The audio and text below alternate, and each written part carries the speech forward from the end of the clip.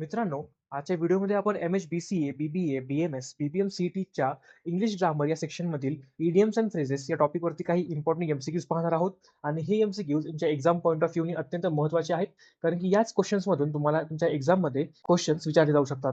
तर व्हिडिओ शेवटपर्यंत पहा आणि व्हिडिओ आवडल्यास आपल्या मित्रांसोबत शेअर करा. त्यासोबतच अशाच व्हिडिओसाठी आपल्या चॅनलला सबस्क्राईब करा. तर चला आपण लगेच आपल्या क्वेश्चन्सकडे वळूया. आता सर्वात पहिला प्रश्न आहे. आता मित्रांनो, तुम्हाला मी प्रत्येक प्रश्नामध्ये एक सेंटेन्स दिला आहे, जेणेकरून तुम्हाला कळेल की आपण तो ईडीएम किंवा तो फ्रेज कुठे वापरू शकतो. आता इथे आहे, the manager finally called it a day. आता क्वेश्चनमध्ये ज्या वर्ड्सला मी रेडमध्ये हायलाइट केलं आहे, ते ऍक्च्युली ते ईडीएम अँड फ्रेज आहे, जी की आपल्याला फाइंड आउट करायची, त्याचा अर्थ काय आहे. So the manager finally called it a day after the long meeting. आता कॉल्ड इट अ डे या फ्रेज किंवा या ईडीएमचा आपल्याला मिनिंग फाइंड आउट करायचा आहे. तर ऑप्शन्स आहेत तुमच्यासमोर, मी बघू शकता. मी प्रत्येक ऑप्शन तुम्हाला सांगणार नाहीये, मी डायरेक्ट आन्सर सांगेल. तर तुम्ही व्हिडिओला पॉज करा आणि तुमचा आन्सर लगेच रेडी करा. तर इथे करेक्ट उत्तर असेल option B, that is stopped working for the day. म्हणजे तुमचं जे काही रुटीन आहे किंवा तुमचं जे काही टास्क आहे ते त्या दिवसापुरती तुम्ही थांबून टाकता. आता इथे काय म्हणलं, the manager finally called it a day after the long meeting. एका लॉंग मीटिंग नंतर त्या मॅनेजरने त्याचा दिवस संपवला, याचा हा अर्थ होतो. आता तुम्ही एक्झाम्पल घेऊ शकता की after studying so long I called it a day. म्हणजे मी खूप जास्त अभ्यास केल्यानंतर किंवा खूप वेळ अभ्यास केल्यानंतर मी माझा दिवस संपवला, असं देखील तुम्ही म्हणू शकता. Next question, Riya always beats around the bush. हे आहे actual idiom and phrase when asked about her marks. ठीक आहे, ऑप्शन्स आहेत तुमच्यासमोर, व्हिडिओला पॉज करा आणि उत्तर द्या मला. आता याचं करेक्ट उत्तर असेल option B, that is avoids the main topic. आता इथे काय म्हणलंय, Riya always beat around the bush म्हणजे काय, तर avoid the main topic when asked about her marks. आता फॉर एक्झाम्पल, समज तुम्हाला कोणता एक टॉपिक अवघड जात असेल किंवा तुम्हाला कोणत्या टॉपिकचा आन्सर द्यायचा नसेल, तुम्ही काय करता, त्याला इधर इग्नोर करता किंवा त्याला अवॉइड करता त्या क्वेश्चनला. तर आपण तिथे म्हणू शकतो की you beat around the bush. Next question, after losing the match the captain faced the music. याचा मिनिंग फाइंड आउट करायचा आपल्याला. इथे ऑप्शन्स आहेत. आता करेक्ट उत्तर असेल option C, that is accepted the punishment or criticism. आता मॅच हारल्यानंतर त्या कॅप्टनला त्याचं जे पनिशमेंट आहे, जे की एक डिफीट आहे, ती त्याला ऍक्सेप्ट करावी लागली. आता तुम्ही कोणती चुकी केलीच, आता फॉर एक्झाम्पल तुम्ही कोणती चुकी केली तुमच्या घरामध्ये, तुम्हाला त्याची पनिशमेंट ऍक्सेप्ट करावी लागते. तर आपण तेव्हा काय म्हणू शकतो की you faced the music. Next question, this question is a piece of cake for intelligent students.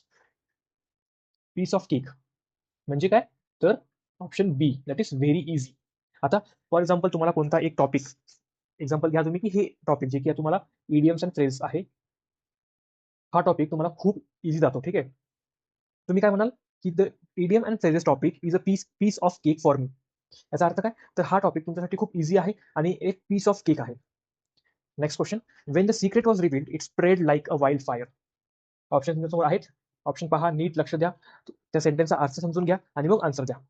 इथे करेक्ट उत्तर असेल option B, that is spread very quickly. आता मित्रांनो, आपण म्हणतो की समज कोणती एक ब्रेकिंग न्यूज असेल तर ती एकदम आगीसारखी पसरते, त्याला आपण काय म्हणतो, तर स्प्रेड लाईक वाईल्ड फायर. म्हणजेच काय, तर स्प्रेड व्हेरी क्विकली, जे की खूप जास्त फास्ट स्प्रेड होते, त्याला आपण हे म्हणतो. Next question, he always add fuel to the fire during the argument. आता तुम्हाला याचा अर्थ माहिती असेल 100%, I guarantee you. Add fuel to the fire म्हणजे काय, तर आगीत तेल टाकणे, म्हणजे त्या सिच्युएशनला अजून वर्स करणे. सो इथे ऑप्शन काय येईल, तर option B, makes the situation worse. Next question बघूया, she decided to take the bull by the horns and started the project. याचा आपल्याला मिनिंग फाइंड आउट करायचा आहे.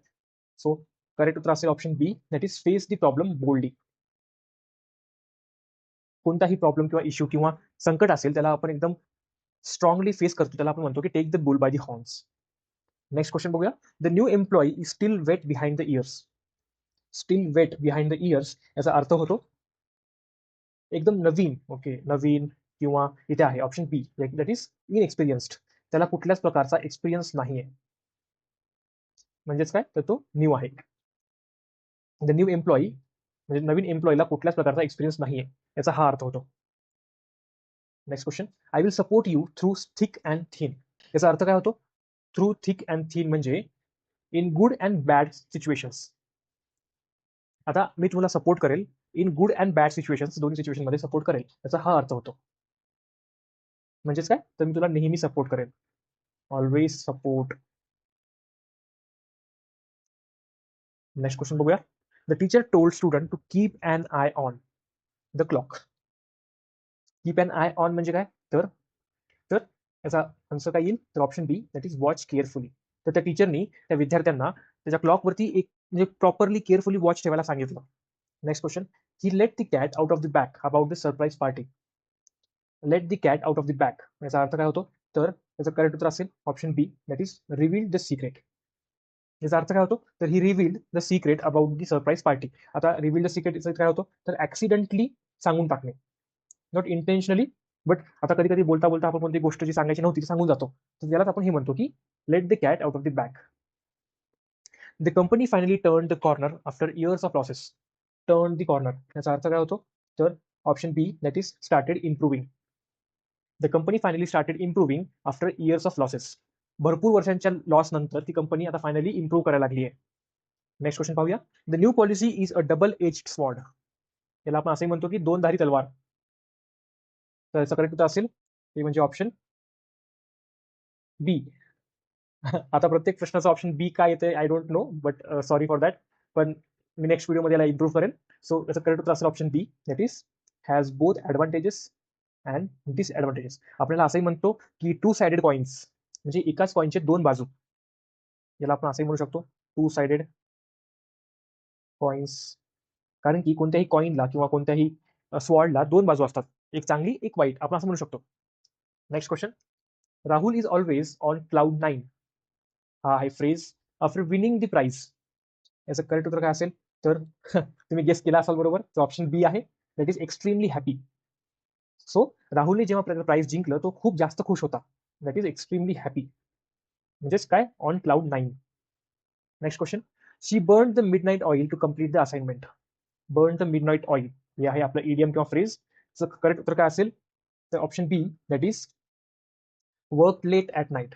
ती रात्रभर जागून तिचं असाइनमेंट कंप्लीट केलं. आता तुम्ही असे म्हणू शकता की I burn the midnight oil to complete the syllabus, किंवा I burn the midnight oil to watch the video किंवा द मूवी, एनिथिंग. तर मित्रांनो, हे होते आपले आजचे क्वेश्चन्स. तुम्हाला व्हिडिओ आवडला असेल, तुम्ही व्हिडिओ शेवटपर्यंत पाहिला असेल, तर आपल्या व्हिडिओला नक्की लाईक करा, आपल्या मित्रांसोबत शेअर करा, कारण की त्यांना पण याचा लाभ भेटावा. त्यासोबतच मी असेच व्हिडिओ आता दररोज आणणार आहे, जिथे तुमचं पूर्ण सिलेबस त्यासोबतच तुमचे प्रॅक्टिस क्वेश्चन्स हे पूर्ण केले जातील आणि तुमची तयारी अजून चांगल्या प्रकारे पुढे जाईल. तर मित्रांनो, व्हिडिओ आवडल्यास लाईक करा आणि आपल्या चॅनलला सबस्क्राईब करा. तर चला, आपला हा व्हिडिओ थांबूया. धन्यवाद.